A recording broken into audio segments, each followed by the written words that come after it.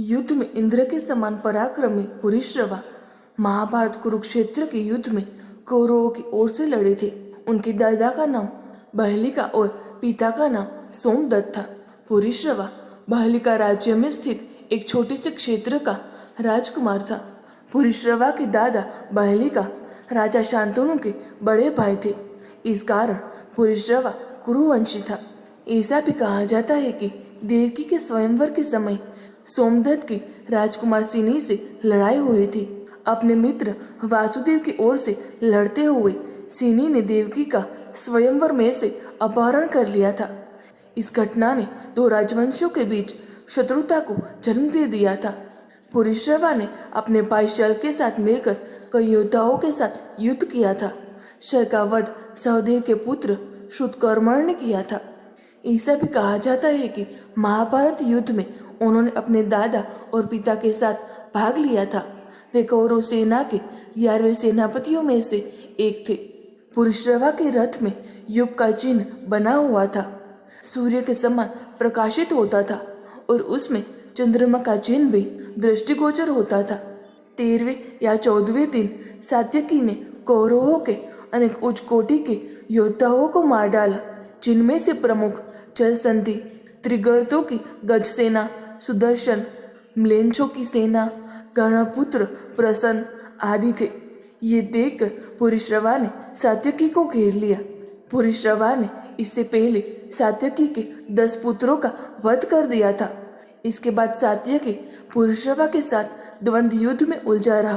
पहले उनमें धनुर्युद्ध हुआ, फिर गदा युद्ध हुआ और अंत में तलवार युद्ध हुआ। लड़ते लड़ते अचानक सात्यकी के हाथ की तलवार छूट गई। पुरीश्रवा ने उनको तलवार उठाने तक का मौका भी नहीं दिया और उनके बालों को पकड़कर उनका सिर काटने के लिए तलवार चलाई। सात्यकी अर्जुन की ओर देखने लगे। अर्जुन भी कुछ देर से इस द्वंद्व युद्ध को देख रहे थे। जब उन्हें सात्यकी के प्राण खतरे में लगे तो उन्होंने शीघ्रता से एक बार इस प्रकार से छोड़ा कि पुरीश्रवा का तलवार वाला हाथ कोहनी के पास से कटकर गिर गया। इस तरह सात्यकी की जान बच गई। हालांकि ये घटना युद्ध के नियम के विरुद्ध थी। पुरीश्रवा अर्जुन के इस हस्तक्षेप से बहुत नाराज हुआ। युद्ध के नियमों के अनुसार जब दो बराबर के योद्धा आपस में लड़ रहे हो तो किसी तीसरे को उसके बीच में हस्तक्षेप नहीं करना चाहिए। पुरीश्रवा इस घटना से दुखी होकर युद्ध क्षेत्र में ही आमरण अनशन पर बैठ गए। लेकिन सात्यकी ने अचानक तलवार उठाकर धरने पर निहत्थे बैठे पुरीश्रवा का सिर काट डाला।